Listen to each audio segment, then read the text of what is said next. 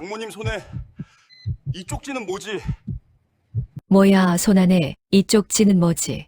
식물인간이 된 장모의 손 안에서 꾸깃꾸깃 접힌 쪽지 한 장이 나왔습니다. 삐뚤삐뚤한 글씨로 윤서방, 나 좀 살려줘. 8층 약. 말도 못하고 눈도 뜨지 못하는 사람이 남긴 쪽지였습니다. 그 쪽지를 받아든 남자의 손이 떨리기 시작했습니다. 장모는 알고 있었던 겁니다. 자신이 왜 쓰러졌는지, 누가 자신을 이 상태로 만들었는지, 그리고 이 세상에서 단 한 사람 자신을 살릴 수 있는 사람이 누구인지, 그런데 왜 남편도 아니고 하필 윤사위였을까요? 이 이야기의 전말이 궁금하시다면 잠깐 구독 버튼을 눌러주세요. 병원 복도는 늘 같은 냄새가 났다. 소독약과 형광등 불빛이 뒤섞인 어디선가 맡아본 듯한 그 냄새. 윤재혁은 그 냄새를 맡을 때마다 가슴 한켠이 묵직하게 내려앉는 기분을 느꼈다. 42살. 나이에 비해 눈가에 주름이 많은 남자였다. 말수가 적고 웃음이 많이 줄어든 채 살아온 사람 특유의 무게감이 그의 몸 어딘가에 배어 있었다. 그가 그렇게 된 건 4년 전이었다. 아내 지수가 갑작스러운 뇌출혈로 세상을 떠났다. 결혼한 지가 5년이 되던 해였다. 재혁은 그날 이후 웃는 날이 손에 꼽을 만큼 줄었다. 지수가 없는 집에서 아내가 좋아하던 머그컵으로 커피를 마시고 아내가 읽다만 책을 책장에서 꺼내 덮어놓은 채 멍하니 앉아있는 날이 많았다. 집안 어디에도 지수의 흔적이 남아 있었고 그 흔적들이 위로가 되기보다는 상처가 되었다. 장모 최순임 여사는 그런 재혁을 내내 걱정했다. 딸을 잃은 슬픔 속에서도 장모는 사위를 먼저 챙겼다. 된장찌개 밑반찬을 만들어 현관 앞에 살며시 두고 가기도 했고 명절이면 조용히 문자 한 통을 보내 밥은 먹고 있냐고 몸은 괜찮냐고 물었다. 재혁을 부르는 호칭은 언제나 윤서방이었다. 그 두 글자 안에 아내 지수의 체온이 담겨 있는 것만 같아 재혁은 그 호칭이 사실 좋았다.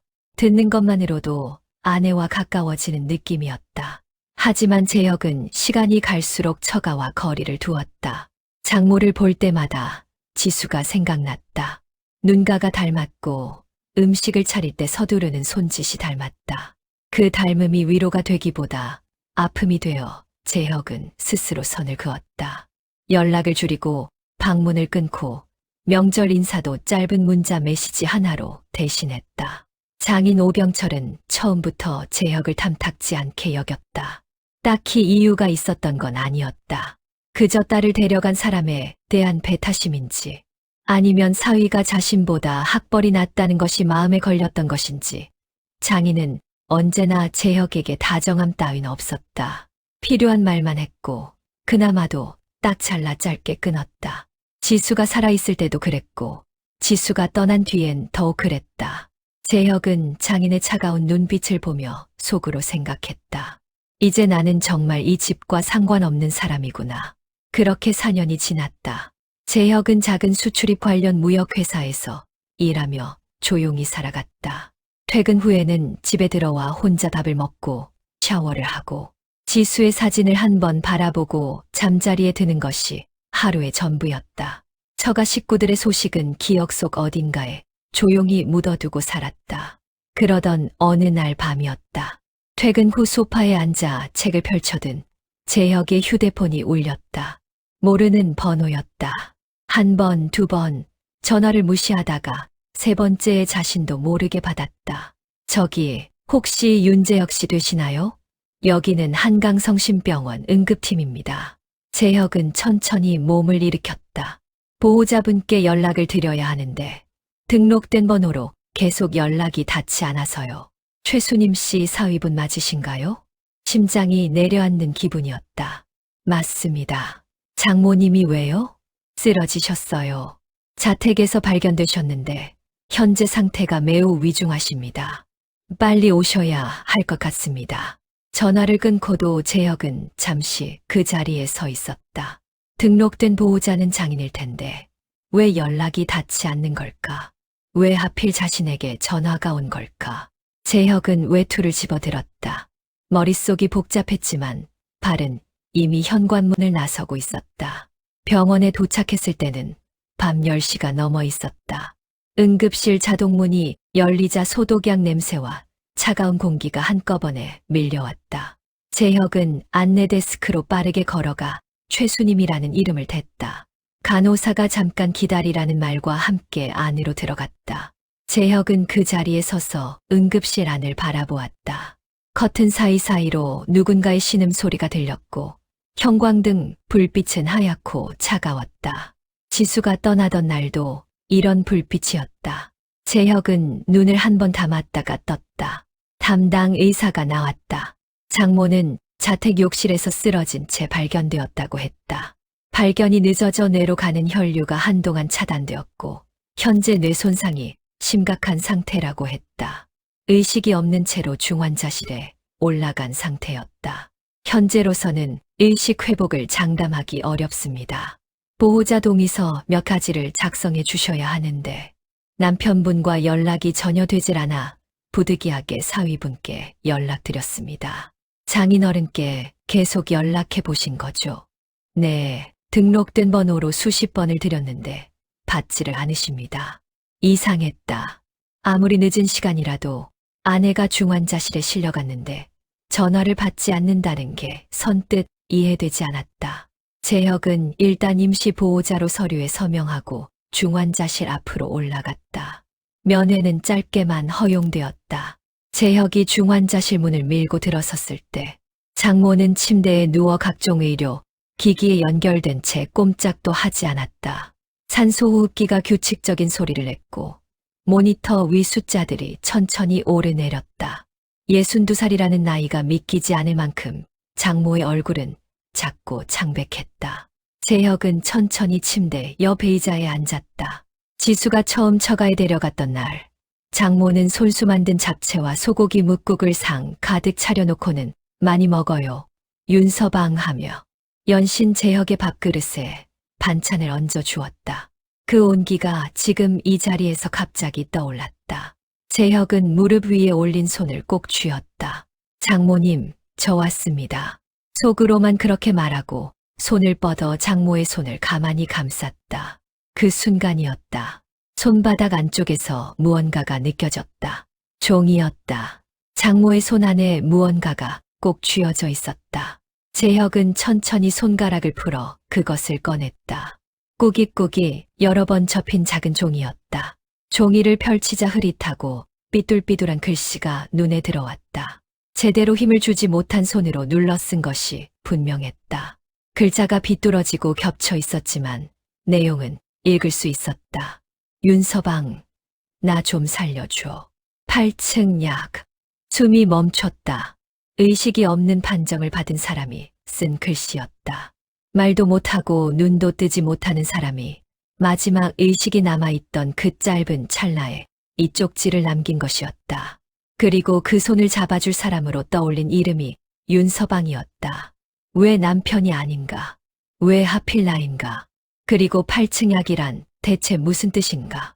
재혁은 쪽지를 접어 가슴 주머니 안에 조심스럽게 넣었다. 그리고 장모의 손을 다시 두 손으로 감싸주며 낮게 중얼거렸다. 장모님, 무슨 일이 있었던 겁니까? 모니터 소리만이 조용히 울렸다. 장인 오병철이 병원에 나타난 것은 다음 날 오전 10시가 넘어서였다. 재혁은 병원 복도 의자에서 뜬 눈으로 밤을 지새웠다. 자판기 커피를 3잔 마셨고 쪽지를 꺼내 들여다보는 것을 수십 번 반복했다. 8층 약.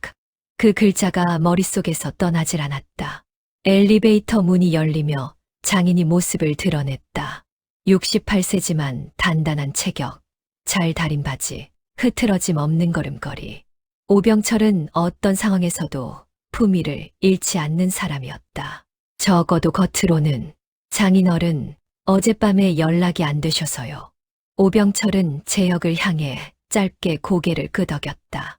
걱정이나 당황함 같은 것은 얼굴에서 찾아볼 수 없었다. 핸드폰 꺼두고 잤어. 피곤해서. 그게 전부였다. 아내가 중환자실에 누워있는데 그게 전부였다. 오병철은 곧장 담당 의사를 찾았다. 재혁이 따라가려 하자 장인이 먼저 말했다. 자네는 이제 됐어. 그만 가도 좋네. 수고했어. 짧고 단호한 말이었다. 수고했다는 말. 마치 부탁받은 일을 처리한 사람에게 건네는 말 같았다. 재혁은 돌아가지 않았다. 조금 떨어진 복도 끝 의자에 앉아 장인의 움직임을 지켜보았다.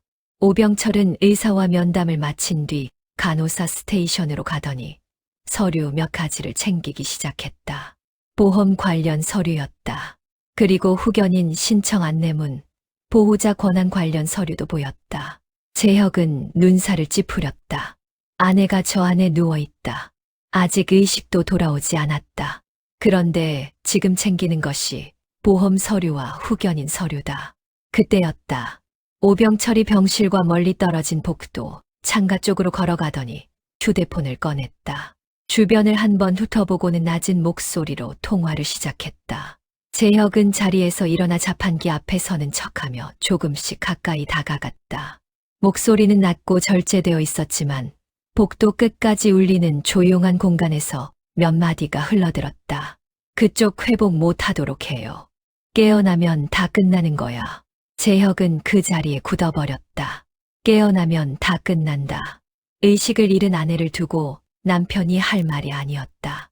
저건 걱정하는 사람의 말이 아니었다. 저건 무언가를 감추고 있는 사람, 아내가 깨어나는 것을 두려워하는 사람의 말이었다. 재혁은 천천히 자판기 버튼을 눌렀다. 아무 음료나 골라 눌렀다. 손에 쥐었지만 마시지는 않았다. 머릿속에서 쪽지의 글씨가 다시 떠올랐다. 윤서방, 나 좀 살려줘. 8층 약. 장모는 알고 있었다. 자신이 단순히 쓰러진 것이 아니라는 것을. 그리고 그 사실을 가장 먼저 알아야 할 사람이 남편이 아닌 사위라는 것도. 재혁은 음료를 쓰레기통에 버리고 엘리베이터 버튼을 눌렀다. 8층이었다. 어떤 층인지 먼저 눈으로 확인해야 했다. 엘리베이터 문이 열렸다. 8층 안내판에는 이렇게 적혀 있었다. 약제실 조제실 관계자 외출입 금지.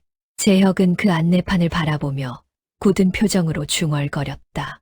장모님이 말씀하신 게 바로 이곳이구나. 재혁은 그날 병원을 나서지 않았다. 8층 안내판을 확인한 뒤 다시 중환자실 앞으로 돌아와 의자에 앉았다. 머릿속으로 여러 가지를 정리하려 했지만 생각은 자꾸 뒤엉켰다. 장모가 쪽지를 남긴 것, 장인이 밤새 전화를 받지 않은 것, 보험 서류를 먼저 챙긴 것, 그리고 복도에서 들린 그 한마디. 깨어나면 다 끝난다. 퍼즐 조각들이 하나씩 맞춰지기 시작했지만 아직 확신하기엔 이른 상황이었다. 재혁은 섣불리 움직이지 않기로 했다. 감정보다 증거를 앞세워야 한다는 것을 그는 본능적으로 알고 있었다. 병동이 조용해지는 밤 11시쯤이었다. 간호사 한 명이 중환자실 앞을 지나다 재혁을 발견하고 걸음을 멈췄다. 야간 근무 간호사였다. 이름표에는 한소현이라 적혀 있었다. 30살쯤 되어 보이는 눈이 맑고 조용한 인상의 사람이었다. 보호자분이세요? 이 시간까지 계셨어요? 사위입니다. 자리를 못 떠나겠더라고요. 한소현은 잠깐 재혁을 바라보더니 조심스럽게 말했다. 면회 시간은 내일 아침 9시부터예요. 오늘은 들어가시기 어렵고요. 재혁은 고개를 끄덕였다. 한소현이 돌아서려는 순간 재혁이 낮게 물었다. 장모님 상태가 원래 이런 경우엔 어떻게 됩니까? 회복이 되기도 하나요? 한소현은 잠시 멈췄다. 뭔가를 말하려다 참는 것 같은 표정이었다. 그러다 아주 조용히 거의 들릴 듯 말 듯한 목소리로 말했다. 경우에 따라 다릅니다. 치료 환경이 굉장히 중요하거든요. 어떤 약을 쓰느냐도요. 그 말이 보통의 의학적 설명처럼 들리지 않았다. 재혁은 한소현의 눈을 바라보았다. 한소현은 시선을 피하지 않았지만 더 이상 말을 잇지도 않았다. 그리고 조용히 자리를 떴다. 재혁은 그 뒷모습을 바라보며 다시 쪽지를 떠올렸다. 다음 날 오후 병원 로비 구석 카페에서 뜻밖의 사람을 만났다. 최영식이었다.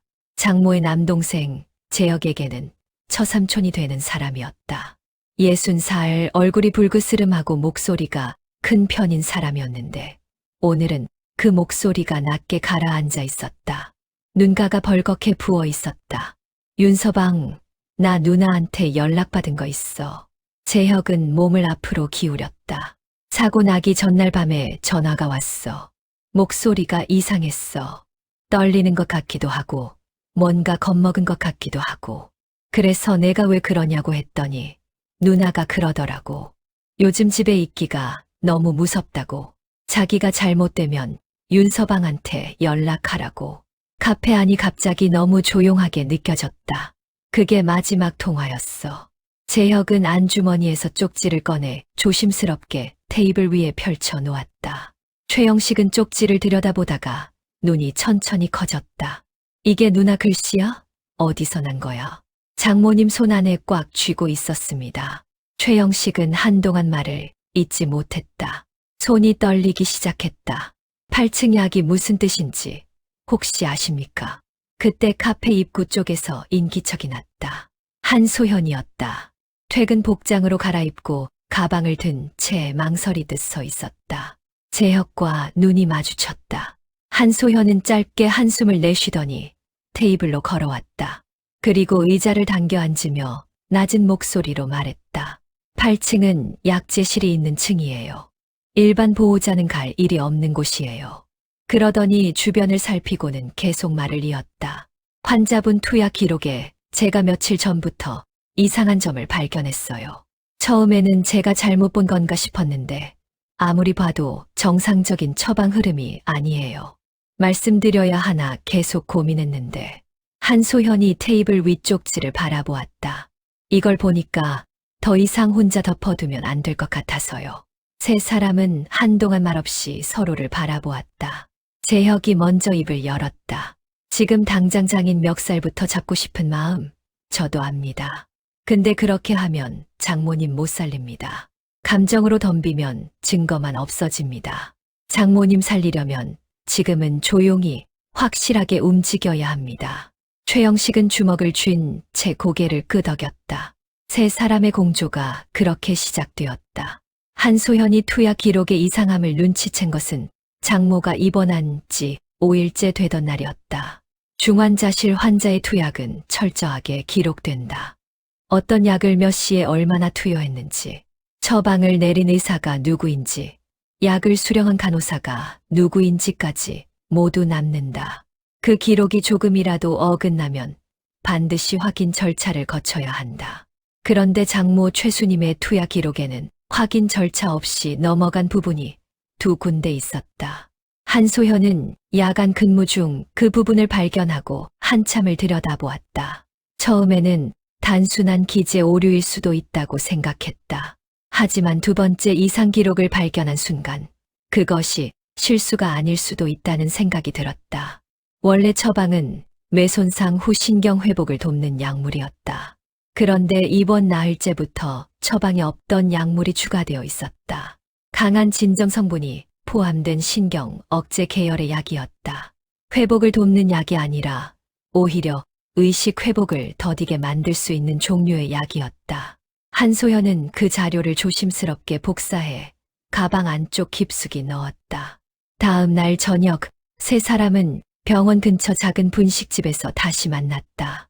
한소현이 복사한 투약 기록 2장을 테이블 위에 펼쳤다. 재혁과 최영식은 나란히 들여다보았다. 의학 지식이 없는 두 사람을 위해 한소현이 천천히 설명했다. 여기 이 약이요. 원래 처방이 없던 겁니다. 이 계열 약물이 장기간 투여되면 의식 회복 자체가 어려워질 수 있어요. 특히 뇌손상 환자한테는요.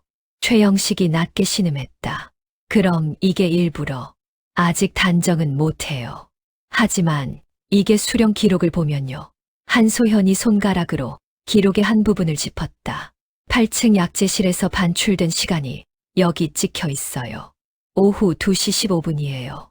그런데 그날 병원 출입 기록을 확인해 보니까 한소현이 말을 잠깐 멈추었다. 보호자 오병철 씨가 그날 오후 2시에 병원에 들어오셨어요. 그리고 3시 넘어서 나가셨고요. 테이블 위가 조용해졌다. 약이 반출된 시간과 장인의 병원 체류 시간이 정확하게 겹쳤다. 그것만으로는 증거가 되지 않았다. 하지만 우연이라고 넘기기엔 너무 딱 맞아떨어지는 시간이었다. 재혁이 천천히 입을 열었다. CCTV는 확인이 됩니까? 8층 약재실 복도 CCTV가 있어요. 근데 제가 직접 볼 수 있는 권한은 없고요. 병원 보안팀 쪽에 요청해야 하는데 그러면 소문이 날 수 있어서 다른 방법이 있습니까? 한소현이 잠시 생각하다 말했다. 병원 내부에 저랑 친한 원무과 직원이 한 명 있어요. 믿을 수 있는 사람인데 부탁해 볼 수는 있어요. 보장은 못하지만요. 그로부터 이틀 뒤 한소현이 확보한 8층 복도 CCTV 캡처 사진 몇 장이 재혁의 손에 들어왔다. 화질이 좋지 않았다. 하지만 알아볼 수 있었다. 정장 차림의 남성이 8층 복도에 서서 흰 봉투를 건네받는 장면이었다. 얼굴이 완전히 나오지는 않았지만 단단한 체격과 빗어넘긴 머리가 오병철과 매우 흡사했다. 재혁은 사진을 한동안 내려다보았다. 장인의 목적이 서서히 윤곽을 드러내기 시작했다. 그것은 단순한 살인이 아니었다. 장모를 죽이는 것이 목적이었다면 이렇게 복잡한 방법을 쓸 필요가 없었다. 장인이 원하는 것은 장모가 살아있되 영원히 깨어나지 못하는 상태였다. 살아있어야 보험금을 청구할 수 있고 살아있어야 후견인 권한을 행사할 수 있으며 살아있어야 장모 명의의 건물 지분과 재산을 처리하는 서류의 도장을 찍을 수 있었다. 의식이 없는 배우자를 둔 남편이 후견인이 되면 법적으로 그 모든 권한이 장인 한 사람에게 집중된다. 장모는 그것을 알았다. 그래서 마지막 의식이 남아있던 짧은 그 찰나에 가장 믿을 수 있는 사람의 이름을 떠올리고 쪽지를 남긴 것이었다. 재혁은 눈을 감았다. 장모님, 이제 알았습니다. 조금만 기다리십시오. 속으로 그렇게 말하고 다시 눈을 떴다. 해야 할 일이 아직 많이 남아 있었다. 최영식이 움직이기 시작한 것은 그 주 수요일이었다. 그는 젊은 시절 자동차 관련 부품 유통 일을 오래 했던 사람이라 정비소 쪽에 아는 얼굴이 많았다. 장모가 쓰러지기 전 자택에 있던 차량이 어느 정비소에서 마지막 점검을 받았는지 알아내는데 하루도 걸리지 않았다. 문제는 그 다음이었다. 정비소 사장은 처음에 입을 열지 않으려 했다. 최영식이 누나 이야기를 꺼내자 눈빛이 흔들렸다. 그러다 최영식이 테이블 위에 조용히 사진 한 장을 올려놓자 그제야 천천히 말문을 열었다. 차량 점검을 의뢰한 사람은 오병철이었다. 쓰러지기 한 달 전이었다. 점검 항목 중 브레이크 개통 정비 기록이 있었는데 출고 후 수정된 흔적이 서류에 남아 있었다. 정비사는 위에서 시키는 대로 했을 뿐이라며 더 이상 말을 잇지 않았다. 최영식은 그 길로 보험사를 찾아갔다. 장모 명의로 가입된 보험 내역을 확인하자 놀라운 사실이 드러났다. 쓰러지기 2달 전 장모의 보험 수익자가 변경되어 있었다.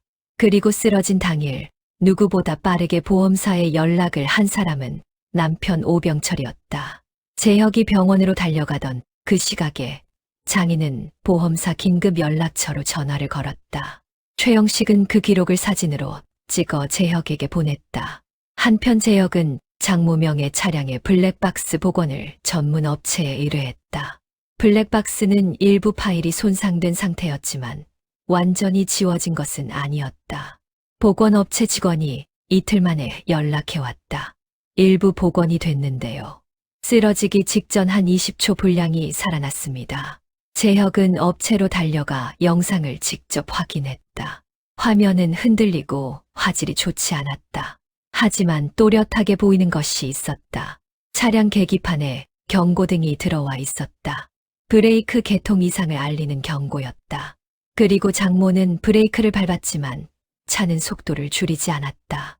그대로 가속 상태로 진행했고 그 순간 영상이 끊겼다. 브레이크가 작동하지 않았다.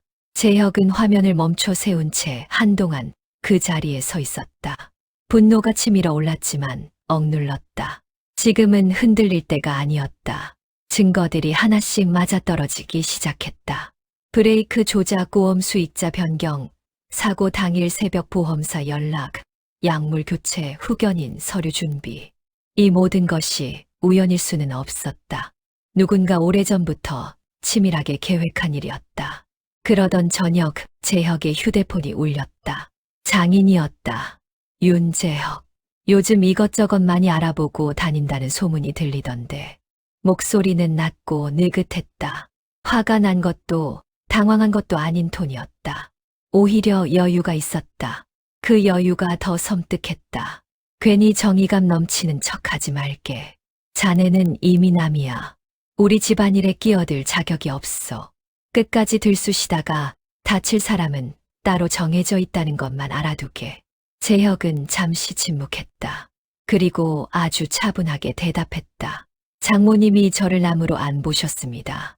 이 한마디를 남기고 전화를 끊었다. 그날 밤 재혁은 집으로 돌아가지 않았다. 주차장에 세워둔 차 안에 앉아 수집한 자료들을 하나씩 다시 정리했다. 블랙박스 복원 영상, 보험 변경 기록, 정비소 진술, 투약 기록, CCTV 캡처. 아직 한 가지가 부족했다. 결정적인 한 방. 오병철의 입에서 나온 말.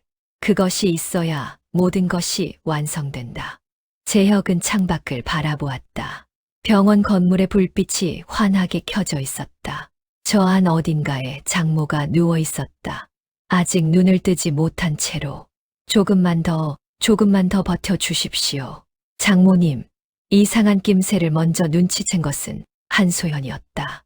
목요일 오전 근무를 시작하자마자 병동 분위기가 평소와 달랐다. 수간호사가 중환자실 앞에서 낮은 목소리로 이야기를 나누고 있었고 장모의 담당 주치의가 보호자와 면담 중이라는 말이 들렸다. 한소연은 자연스럽게 스테이션 옆을 지나며 귀를 기울였다. 오병철이 장모를 다른 병원으로 옮기겠다고 했다. 경기도 외곽의 한 요양병원이었다. 이유는 간단했다. 더 조용하고 쾌적한 환경에서 장기 요양을 시키고 싶다는 것이었다. 담당 의사는 지금 상태에서 무리한 이송은 위험할 수 있다며 만류했지만 오병철은 이미 전원 동의서를 작성해 제출한 뒤였다. 한소연은 화장실로 들어가 즉시 재혁에게 문자를 보냈다. 전원 절차가 시작됐어요. 빨리 오셔야 할 것 같아요. 재혁은 문자를 받고 15분 만에 병원으로 달려왔다. 최영식도 연락을 받고 1시간 뒤 도착했다. 셋은 병원 지하 주차장에서 짧게 만났다. 전원 서류에 사인이 됐으면 막기가 쉽지 않아요. 법적으로 보호자 동의가 있으면 병원도 막을 수가 없거든요. 한소현의 말에 최영식이 주먹을 쥐었다. 그 사람이 누나를 외딴 데 빼돌리면 우리가 접근조차 못하게 될 거야. 재혁은 고개를 끄덕이며 생각을 정리했다. 전원을 막으려면 법적으로 보호자 권한에 이의를 제기하거나 수사기관이 직접 개입하게 만들어야 했다. 그러려면 지금 가진 증거들을 한꺼번에 터뜨려야 했다. 아직 결정적인 녹취가 없었지만 더 기다릴 시간이 없었다. 그날 밤이었다. 재혁은 병원 내부를 혼자 돌았다. 낮에 미리 파악해 둔 동선대로 움직였다. 기록실은 오후 10시 이후 당직 직원 한 명만 남는다는 것을 한소연에게 미리 확인해 두었다. 재혁은 복도 끝 비상구 계단 쪽에 자리를 잡고 기다렸다. 자정이 가까워질 무렵 기록실 불이 꺼졌다. 재혁이 천천히 복도를 걸어 기록실 앞에 섰을 때였다. 엘리베이터 문이 열리는 소리가 났다. 재혁은 반사적으로 옆 화장실 문 안으로 몸을 숨겼다. 발소리가 가까워졌다. 문틈 사이로 보이는 얼굴은 장인 오병철이었다. 이 시각에 병원에 있을 이유가 없는 사람이었다. 장인은 기록실 문 앞에서 잠깐 멈추더니 주머니에서 무언가를 꺼냈다. 열쇠였다. 기록실 문이 열렸다. 재혁은 숨을 죽였다. 5분쯤 지났을까.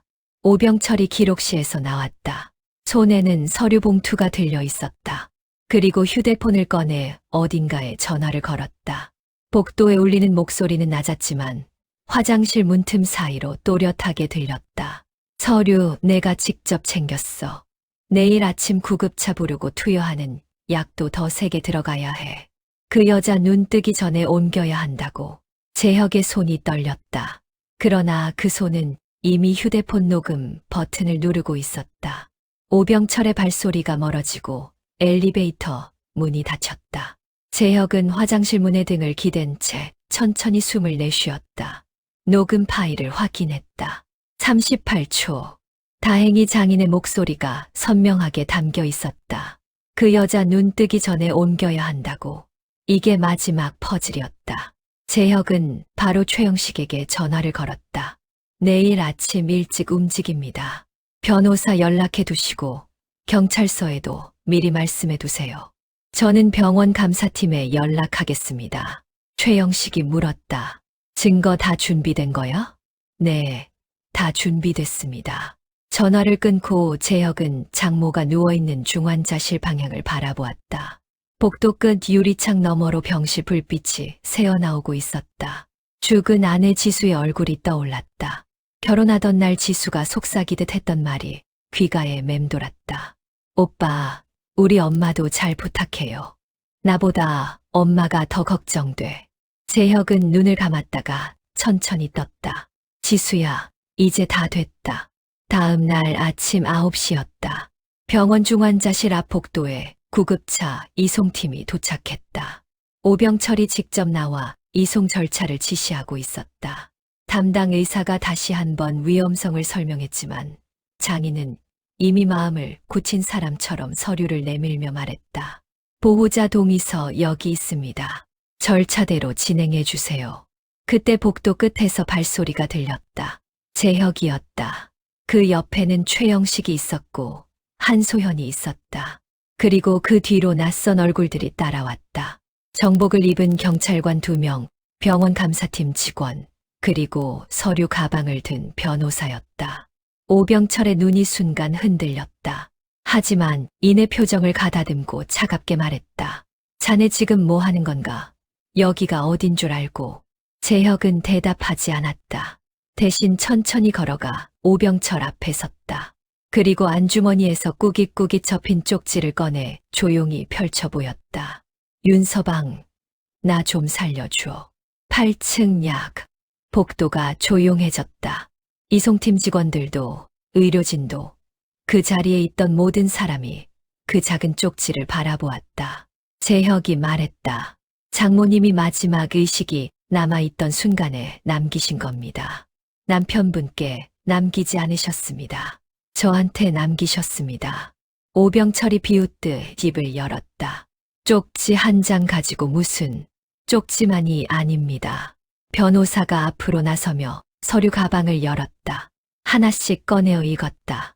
사고 차량 브레이크 개통 수정 정비, 기록과 정비소 진술서.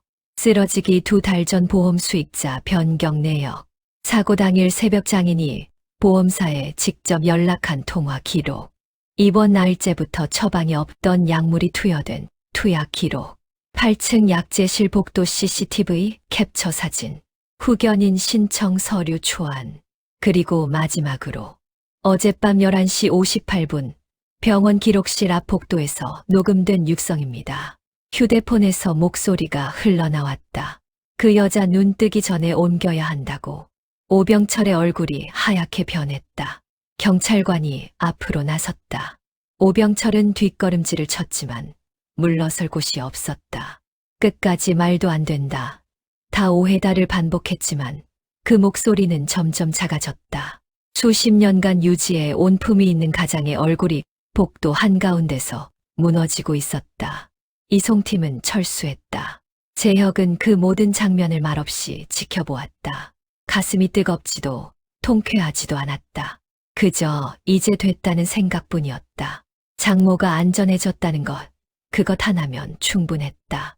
그날 오후 장모는 신뢰할 수 있는 대학병원으로 옮겨졌다. 새로운 주치의팀이 처음부터 다시 처방을 검토했다. 잘못 투여된 약물을 걷어내고 제대로 된 치료를 시작했다. 재혁은 매일 병원을 찾았다.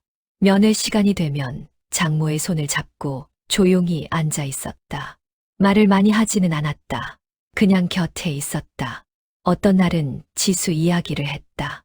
장모님, 지수가 신혼여행 다녀와서 사온 제주 흑돼지 선물 기억하세요?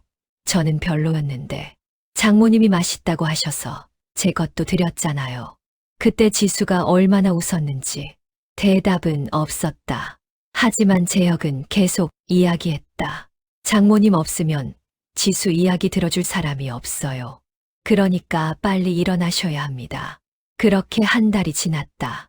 그날도 재혁은 면회를 마치고 자리에서 일어서려 했다. 장모의 손을 살며시 내려놓으려는 순간이었다. 손끝이 살짝 움직였다. 재혁은 굳어버렸다. 잘못 본 것인가 싶어 손을 꼭 쥐고 기다렸다. 다시 한번 미세하게 손가락이 움직였다. 재혁의 손을 잡으려는 것처럼 장모의 눈가에 무언가가 맺혔다. 눈에서 눈물 한 줄기가 천천히 흘러내렸다. 재혁은 간호사를 불렀다. 의료진이 달려왔고 검사가 이어졌다. 의식 반응이 돌아오고 있다고 했다. 완전한 회복까지는 시간이 필요하지만 의식 반응이 돌아오고 있다고 했다. 그로부터 석 달이 더 지났다. 재활이 시작되었다. 처음에는 눈을 뜨는 것만으로도 힘에 겨웠고 손을 드는 것만으로도 진땀을 흘렸다. 하지만 장모는 포기하지 않았다. 원래부터 강한 사람이었다. 어느 맑은 오후 재활병동 창가에서였다. 장모가 조용히 재혁을 바라보았다. 그리고 힘겹게 그러나 또렷하게 말했다. 윤서방. 재혁은 눈물을 참으려 했지만 참아지지 않았다. 장모가 다시 입을 열었다. 천천히 한마디 한마디에 힘을 실어서 내 딸은 이 세상에 없지만 이제부터 넌 내 아들이다. 복도 어딘가에서 햇빛이 창문을 통해 들어왔다. 재혁은 고개를 숙이고 장모의 손을 두 손으로 꼭 쥐었다. 어깨가 떨렸다. 소리 없이 울었다. 한참 뒤 재혁이 고개를 들었다. 그리고 태어나서 처음으로 그 말을 입 밖에 냈다. 어머니. 봄빛이 따뜻하게 내려앉는 재활병원 창가에서 피 한 방울 섞이지 않은 두 사람이 그렇게 진짜 가족이 되었다. 지수가 먼저 떠나며 이어준 인연이 이제 끊어지지 않을 끈이 되었다. 세상에서 가장 단단한 가족은 핏줄로 만들어지는 게 아니다. 서로를 끝까지 놓지 않기로 한 마음으로 만들어지는 것이다. 오늘 이야기 어떠셨나요? 댓글로 지금 어디에서 듣고 계신지 남겨주세요. 계신 곳에 올 한 해 행복한 기운이 가득하길 기도드립니다. 구독과 좋아요는 사연이 집이 더 좋은 이야기를 만드는 힘이 됩니다.